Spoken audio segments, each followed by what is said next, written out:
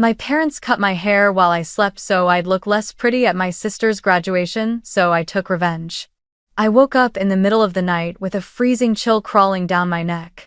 A strange emptiness spread from the back of my head, as if something had been silently taken away. The room was dim, but I could still catch a faint metallic scent, sharp, bitter, and familiar. My trembling hand reached for my neck. And then I saw them long, dark chestnut strands scattered across the pillow like remnants of a soul that had just been severed. I jumped out of bed, my heart racing erratically. My footsteps dragged across the carpet as if my body had lost all weight, stopping in front of the mirror. The mirror didn't lie. The long hair that once touched my back, the hair I had spent nearly a decade growing, was now jaggedly chopped, uneven strands hanging lifelessly, cut with what felt like disdain. This wasn't a stylish short haircut, it was a declaration of war. I looked around the room, trying to find a reasonable explanation for this nightmare. A break-in? A mad intruder? But then I saw it. The familiar pair of crafting scissors lying neatly on my desk, the same ones my mother used to clip coupons and old receipts. Right beside them was a small sticky note, the handwriting messy but unmistakable. "Don't worry, short hair makes you less noticeable. Today is Emma's day. Don't be selfish. Signed, Mom." I didn't cry. I didn't even scream. I just stood there for a few seconds, feeling like the sound had been drained from the entire world. Then my knees gave out. I collapsed to the floor, clutching the strands of my hair like they were the last pieces of dignity cut away from me in my sleep, without a single word, without the slightest warning. In that moment, I realized, sometimes, the people you call family are the very ones who want you to disappear, just so someone else can shine. If they thought cutting my hair would silence me, they picked the wrong girl. This won't be a story about a girl hidden away. This will be the beginning of something none of them saw coming. My name is Lana, I'm 23 years old. And if there's one thing I've learned earlier than any of my friends, it's this. Fairness doesn't always exist within a family. I was born into a family of 4, but the spotlight only ever shone on 3 people: my parents, and my younger sister, Emma. Emma was the golden child.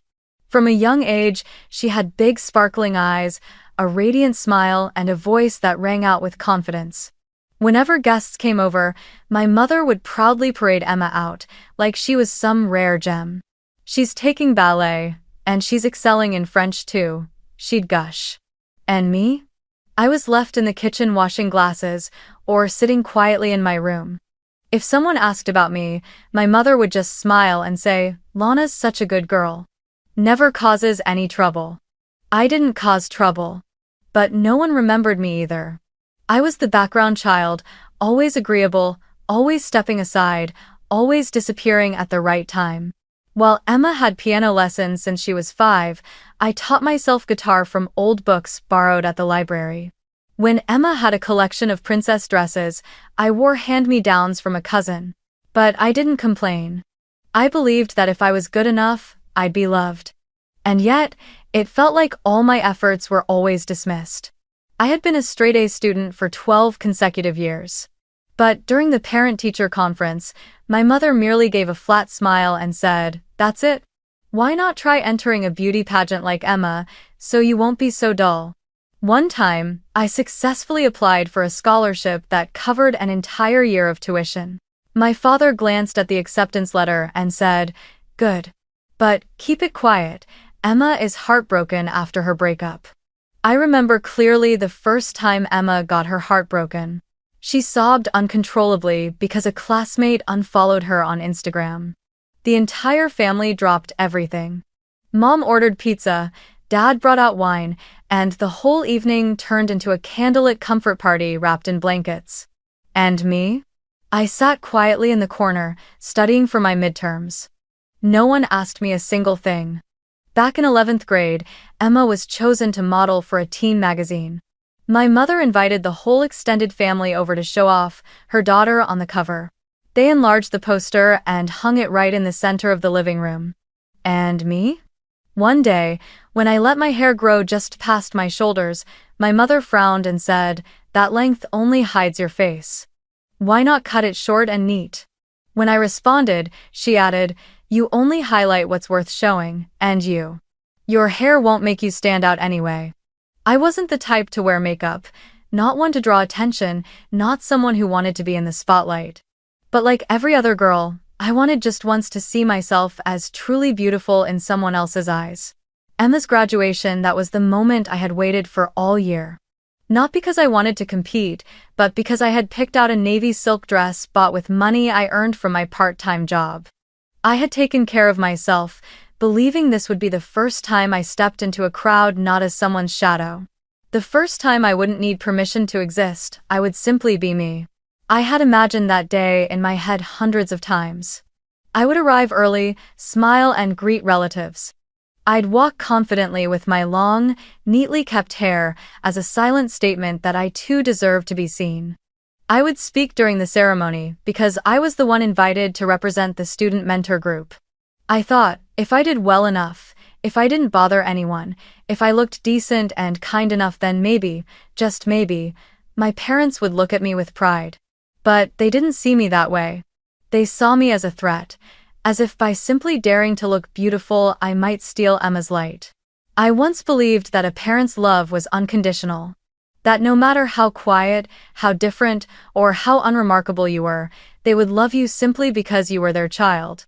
But that night, sitting on the floor, holding the strands of hair cut from my head by the very people who brought me into this world, I came to a painful realization.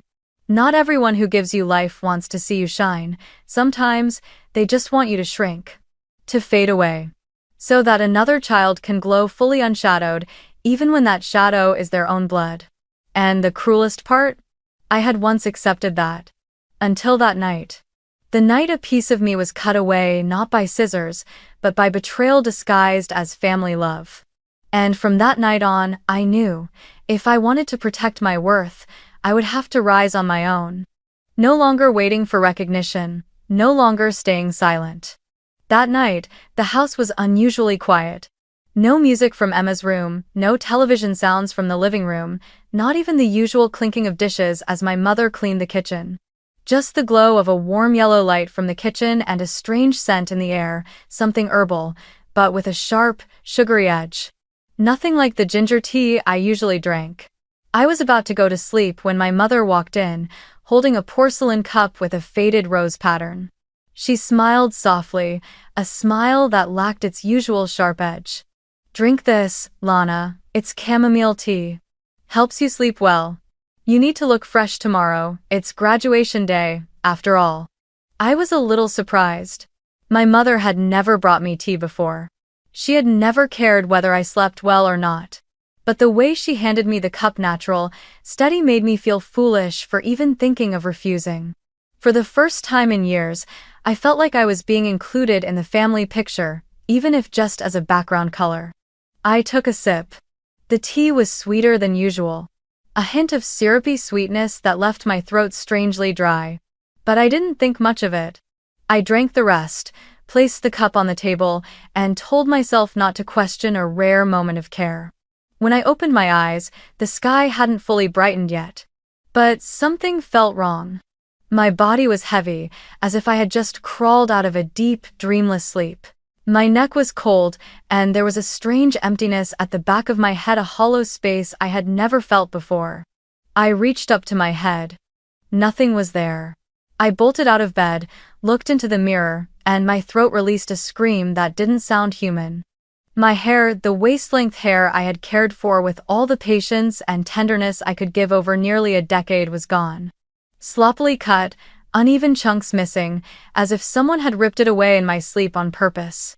Worse, my eyelashes. One side still long, the other trimmed short to the roots. I looked at myself and couldn't recognize who I was. My scream echoed through the silent house. But no one came. No one opened a door to ask what had happened. I went downstairs. My mother sat calmly at the dining table, stirring her coffee. She looked at me over the rim of her steaming cup, her eyes showing no surprise, no guilt, only a quiet stillness, like I had simply spoken too loudly while Emma was sleeping. "It's just hair," she said, as if she'd broken a nail. "You should focus on supporting your sister." Don't make a scene. Ah. I couldn't believe what I was hearing. My father, still in his pajamas, sat at the other end of the table, holding the morning paper. He didn't even look at me. Just said one thing, so detached it chilled me. Don't mess things up. Emma needs a perfect day. No distractions. No distractions. That included me. I stood there in the kitchen, with my butchered hair and a soul that felt like it had shattered inside my chest. It didn't feel like anger, it was worse, it was emptiness. That moment when you realize you weren't just betrayed, you were deemed a nuisance. An unsightly backdrop that needed to be removed. I didn't cry, I just turned away, silently pulled my phone from the pocket of my hoodie, and switched on the voice recorder. I started recording everything. Every word. Every careless remark. Every glance that used to make me wonder if I was just too sensitive. Now I knew it wasn't my imagination. They truly wanted me to disappear from the family portrait just because I might look prettier on Emma's big day. I walked back to my room, locked the door, sat on the floor, and replayed old voice recordings I had saved for therapy. Phrases like, "Lana should know her place in this family. Don't let her post photos with Emma, it makes everything look cheap. With hair that long, her sister fades into the background." I used to think those were just throwaway comments. But pieced together, they formed a clear picture of favoritism, of deliberate exclusion, of emotional manipulation wrapped in the disguise of family love. As I sat there, in the dim early light with strands of hair scattered at my feet, I knew this was no longer just about a haircut. This was about my life, my worth, something I would have to protect myself. And if they thought I would stay silent, endure it, and show up to graduation with a butchered head and a fake smile, then this time, they were wrong. I would not show up as a shadow. I would walk in like the first thunderstorm of the season, quiet, but tearing through every false mask they had spent years building. I called Nina at nearly 6 a.m., my voice still shaking. The phone rang only twice before she picked up. Nina was the only person in 4 years of college who had truly seen me not as someone's eldest daughter, not as Emma's shadow, but as a person with her own thoughts, her own feelings, her own worth. I need you. I didn't need to say anything more. She simply replied, "Send me your location, 15 minutes.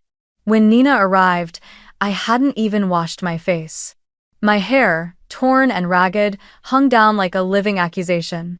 She froze at the doorway for a few seconds. Then stepped in, gently closed the door behind her, and placed a hand on my shoulder. "They did this to you?" I nodded.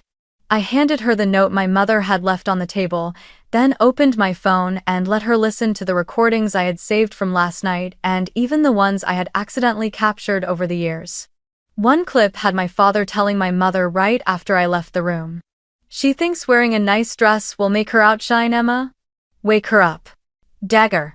And my mother, cold as ice. "Cut it. That hair is making her think she has value." Nina said nothing. For a long moment, she just sat in silence, breathing deeply. Then she looked straight at me. "We're not staying silent, not this time." I had never seen that look in Nina's eyes before, a calm, focused determination that made me believe she would stand with me, even if the whole world stood against us. We sat down on the bedroom floor, surrounded by the first light of morning, and began to make a plan. Not revenge with screaming, not rage. But with clarity. With truth. And in a way that no one could deny. The first step was the hair.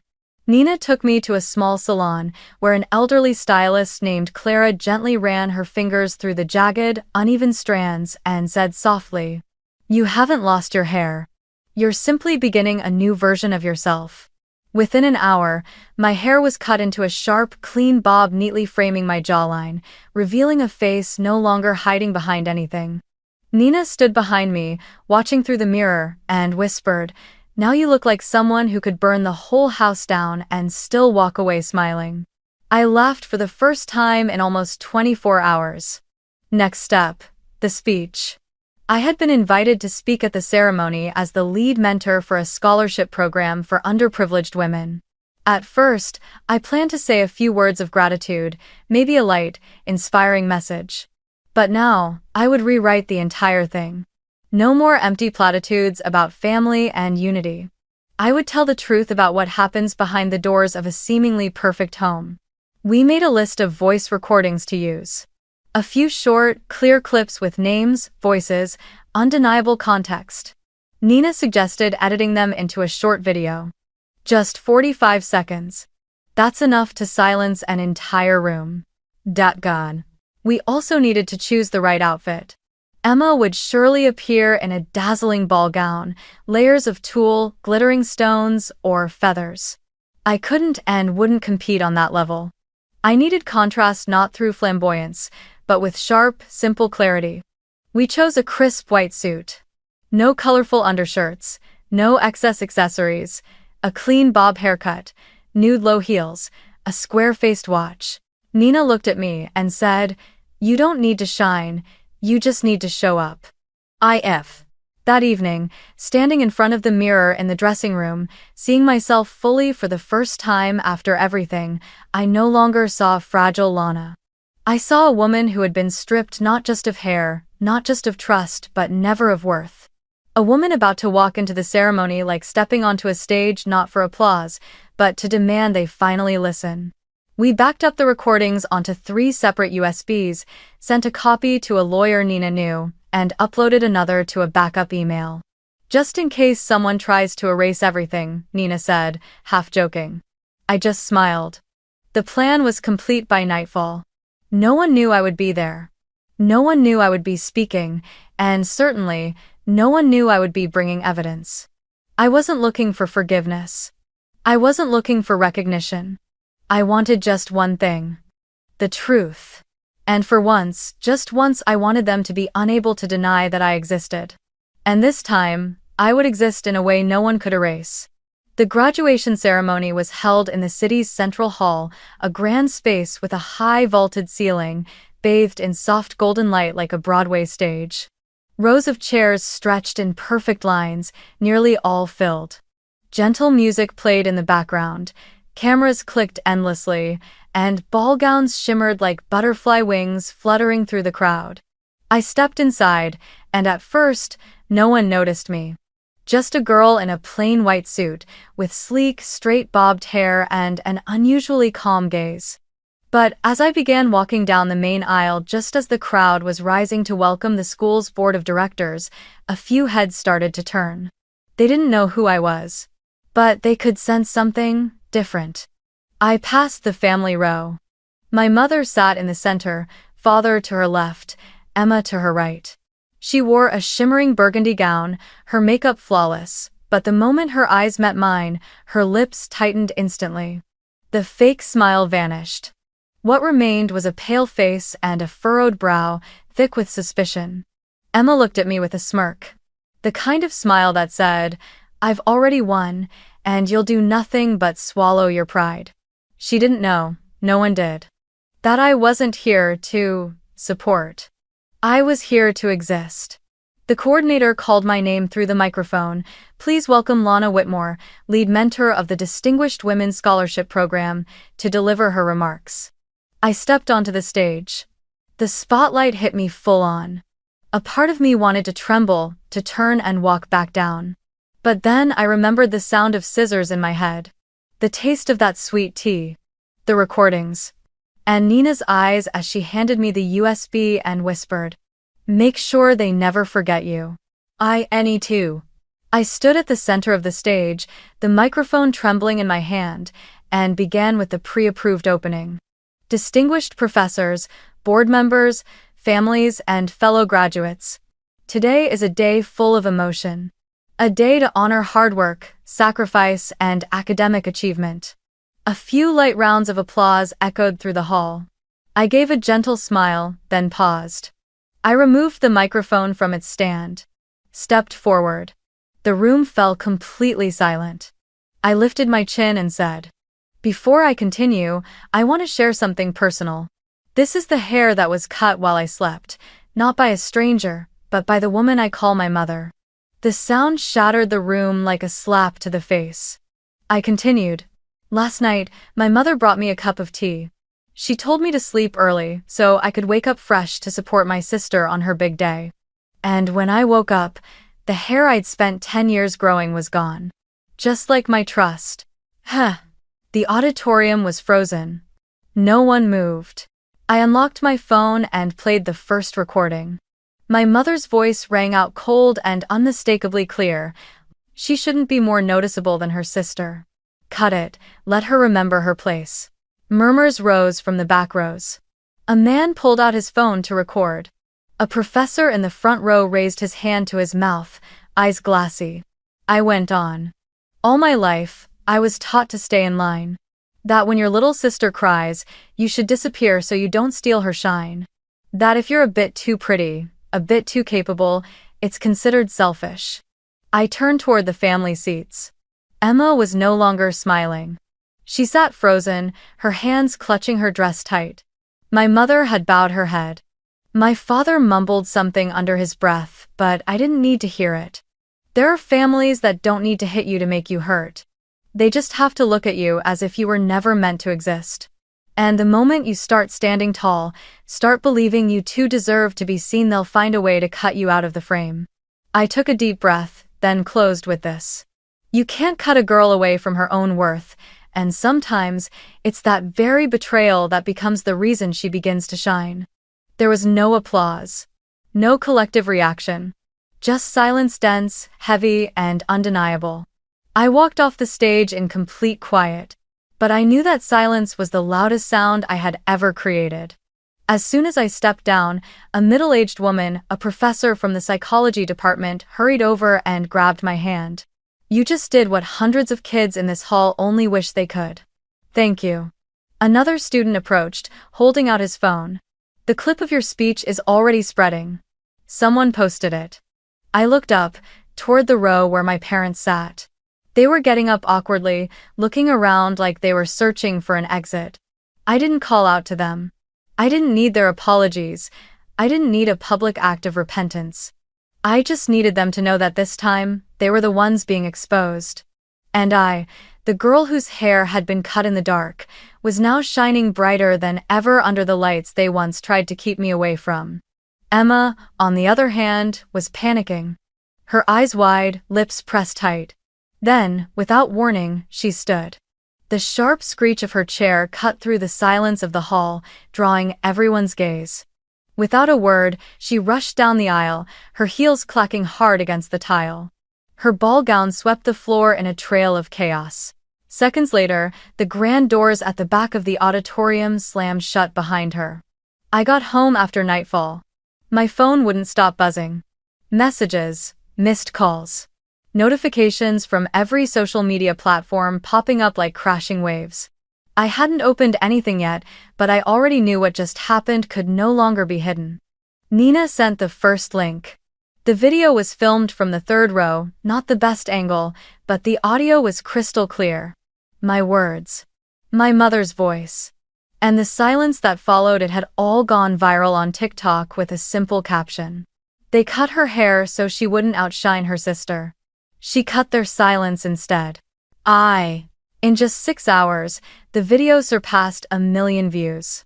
A Twitter user reposted it with the hashtag, #YouCan'tCutPower. More hashtags followed. #graduation sabotage, #family abuse is real, #lettershine. The next day, the school paper ran a full feature on the front page. When scissors try to silence a voice, Lana Whitmore's speech leaves a hall in silence. A local news station reached out by email, asking for a live interview. A student magazine published an editorial titled, "Silence is no longer an option." Then came the email from the prestigious scholarship organization I had once been a mentee of in my freshman year. Silent Daughters Rise. They invited me to become the face of their new campaign, a nationwide initiative for girls who have been overshadowed in their own families. The offer included a full graduate scholarship and a speaking tour across universities nationwide. I stared at the email, my hands still trembling. Not from fear, but because, for the first time, my voice wasn't being strangled. Emma didn't stay silent for long. 3 days after the ceremony, A Reddit forum uncovered an alternate account named at mrocks1999 that had been commenting viciously under every post about me. Don't believe her. She's just jealous. Such a drama queen, she's always playing the victim. Users quickly linked the account to the same email used to order Emma's graduation party dress. The hashtag number Emma exposed began trending. Brands that had partnered with Emma for her graduation promos quietly removed her name from their websites. A cosmetics company issued a statement: "We do not stand by emotional abuse or bullying, whether in families or in public." Emma's boyfriend, a photography major, posted a single story. "Didn't know she hated her sister that much. A week later, he unfollowed her and posted a solo photo from a light festival, no matching rings in sight. My parents tried to stay quiet, but not for long. An email circulated from the school board confirming that both were under investigation for causing emotional harm to a student, especially within an academic environment where I had served as a mentor. Some said they saw my mother crying as she left the disciplinary office. Others said my father had a shouting match with a professor after being confronted in the cafeteria. But I didn't confirm. I didn't follow up. I didn't need to. I knew they were, for the first time, feeling what I had once tasted, being seen through a lens no longer soft, no longer forgiving. And me? I didn't feel triumphant. I felt at peace. When my video hit 10 million views 5 days later, I received a message from a girl in Ohio. "Lana, you gave me the courage to leave home. My mother once told me, don't do anything that makes your sister feel ashamed when people compare you. I used to think it was my fault. Now I know. I'm not crazy. I'm not ungrateful. I was just never allowed to shine. Thank you." I finished reading. I didn't cry. I simply closed my phone and looked out the window. Sunset light flooded the small room Nina and I rented, casting golden hues across my face in the mirror. My hair was short now. But my eyes had never been this sharp. Someone once told me, hair can grow back. But trust once it's cut never reconnects the same way. I no longer believe in family the way I used to. But I believe in myself. And I've learned this. Sometimes, it's not that you were cut out of the story, it's that you were meant to rewrite it. In your own voice. For everyone to hear. And never apologize for standing tall, for speaking up. 3 months have passed since I stepped down from that stage in my white suit, beneath hundreds of stunned stares and a silence as thick as the curtain that fell to end my family's long, quiet performance. From a phone-recorded clip, that story became what many called a wave of awakening in the community. I just saw it more simply. Finally, I had been seen not as a shadow but as myself. The invitations began to pour in. The university sent a formal apology email. A television network invited me to speak on their program, Education and Family Emotions. But one invitation stood out, one I couldn't turn down: a national conference on educational equity and injustice in the home. Themed, The Forgotten Children. When family is the first place that dims your light. I stood on a large stage, facing an audience of hundreds of educators, psychologists, parents, and students. The lights no longer scared me. The microphone no longer made my hands tremble. I told my story not to accuse, but to illuminate, to shine a light on what thousands of other girls have been forced to hide. I spoke with calm conviction, no dramatic highs, no tears, but each word cut deep into the hearts of those who had ever thought, it's just a family matter. After the speech, a woman approached me. She introduced herself as the creative lead for an international education brand.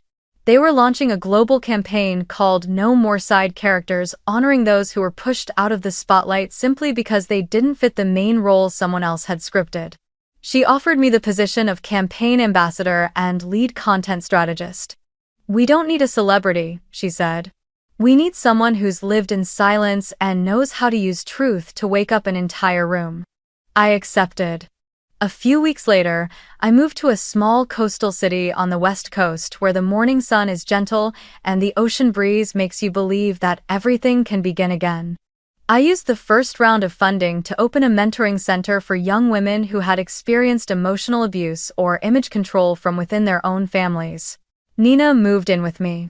She took on the role of creative advisor and community engagement lead. We were no longer just two students sharing a dorm, we were two women building a space of light together, a space where no one has to ask for permission just to be seen. The building was only 3 stories, modest in size, but each room had wide windows facing the park. The walls were painted a warm ivory. A small, elegant sign hung above the door. And on the oak front entrance, I had a brass inscription engraved. Your worth is not in the length of your hair but in how fully you have lived your truth. On opening day, we invited everyone who had messaged me over the past 3 months. A girl from Texas came, someone who had been forced to drop out of school so her brother could afford tuition. A young woman from Arizona arrived, someone whose mother called her invisible for not looking like her beautiful sister. They came carrying old wounds and left with brighter eyes. I no longer sought revenge. I no longer waited for the downfall of those who had once hurt me. Because I realized the thing that truly makes you shine isn't winning in front of someone who tried to silence you. It's standing in the very room that once broke your voice and walking through it with your own words intact. I no longer had long hair cascading down my back, but I had eyes that looked forward without flinching, feet that didn't tremble, and a life I no longer needed permission to live as my true self. And maybe that is the kind of light they were never able to cut. The grand opening of the mentoring center happened on a bright Saturday morning. The air was crisp, sunlight poured through sheer white curtains like a gentle new breath. The crowd wasn't large, but it was enough to fill the main room. Community friends, young women who had messaged me after the clip went viral, and even a few former professors quietly arriving from the university I once attended. Nina stood at the reception table, guest list in hand, her eyes shimmering with conviction. I stood in the corner of the room, just behind the golden-lettered acrylic sign that read, "Your worth is not in the length of your hair but in how fully you've lived your truth." I was mid-conversation with a 17-year-old girl when the automatic glass door at the front softly slid open. The room dipped into a brief stillness, as if the wind had suddenly shifted direction. I turned my head. My family walked in. My mother entered first, wearing a muted cream outfit, dark sunglasses covering half her face. She moved slowly, as if each step was taken on thin ice. My father followed, silent, shoulders slightly hunched, hands buried in his coat pockets, eyes avoiding contact. Emma trailed behind, the hem of her pastel dress slightly wrinkled, her high heels seemingly unsteady beneath her. She looked down at the floor, avoiding everyone's gaze. The room held its breath for a beat. Some recognized them, but no one spoke. I didn't move. I simply stood still, hand resting gently on the wooden table near the entrance, watching them like a painting I once knew well but now felt too distant to touch. My mother approached the closest. She slowly removed her glasses. Her eyes were red, and yet she wore the same soft smile she'd always used to smooth over moments she couldn't control. "We're proud of you, Lana," she said, her voice steady but hollow. I smiled. A quiet, breeze-like smile. But inside me was a peace so vast, so deep, it lay beyond any place they had ever reached. "I'm proud too," I replied, because finally, I'm no longer anyone's shadow. I didn't say it to wound them. I said it to mark the end. My father stepped forward slightly, his voice low but firm. "Family can always forgive one another." I turned, walked over to the reception desk, where a small wooden box sat neatly on the counter. I placed my hand gently on it, then looked back at them, eyes steady, unwavering, as if no past could distort the clarity of the present. "If you want to apologize," I said, "write it clearly on a feedback card. Here, feelings aren't swept aside like hair on the floor." A wave of silence passed through them. Emma turned slightly away, as if trying to melt into the wall. My mother blinked repeatedly. My father pressed his lips into a tight line. None of them said another word. I turned my back and walked toward the main room, where a group of young women waited for me to speak about the early days of building the center. I didn't look back. I didn't need to look back. Because I knew. I no longer needed them to confirm who I was. They stood there for a long moment. But none of the three stepped up to the box. No one wrote anything. In the end, they left just as they had arrived quietly. Only this time, I wasn't the one left behind. This time, I was ahead leading something far greater than any wound they had left. And when the glass doors closed behind them, it felt like the last dark cloud had finally cleared from my mind. No shouting, no confrontation. I had won. In silence. Through light. I returned to my office after the grand opening had ended. The room was quiet now, lit only by the soft glow of the wall lamps and the sound of wind rustling through the trees outside the window. I poured myself a cup of tea and sat in the familiar single chair, facing the painting I had hung on my first day here, a woman standing in an open field, her hair flying against the wind, her face obscured, but her posture upright, backlit by a burst of golden light. I thought about everything that had happened. About that night I woke in panic, hair scattered across the pillow. About my mother's eyes as she said, "Don't make a scene, this is Emma's day." About the graduation stage, where I stood before an auditorium and told the truth, a truth no one had dared say for years. And I thought about this morning, when my parents stood at the door of the mentoring center, with nothing to shield them but a pair of dark sunglasses and apologies they never wrote down. I used to think my long hair was what made me beautiful. That if I grew it long enough, kept my body slim enough, spoke gently enough, I would be loved. I believed that hair was my ticket into a world where I'd finally be seen. But in the end, it was the moment I dared to stand up with nothing on my head and my trust completely stripped away that I finally began to shine. I want to send this to you, the one watching this video right now. Maybe you're sitting quietly in a room where no one listens. Maybe you're living in a family where you're just the background so someone else can stand in the spotlight. If you've ever been silenced by those who were supposed to love you, please remember, they can cut your hair. They can cut the dreams you never had the chance to speak. They can even cut down your belief in yourself. But they can never cut your voice unless you let them. Speak up. You don't have to shout, just stand up, in your own way. Sometimes, it only takes one voice to help thousands begin to see themselves more clearly. If you've ever been treated like a shadow, if you've ever been placed behind the other sibling, simply because you didn't fit the role they imagined, comment below. Share your story, write it down. Because when you write, you reclaim the power of your voice. And maybe, just maybe, someone else watching this video will read your words and they'll think, "Oh, it's not just me." And just like that, another cycle of silence will be broken. We don't need to rebel to be seen. We just need to show up as we are. No apologies, no permission. Thank you for staying until the end of this story. You are not alone, and you never had to become someone else to be worthy of love. You always were. Even if they never saw it. I'll see you in the comments.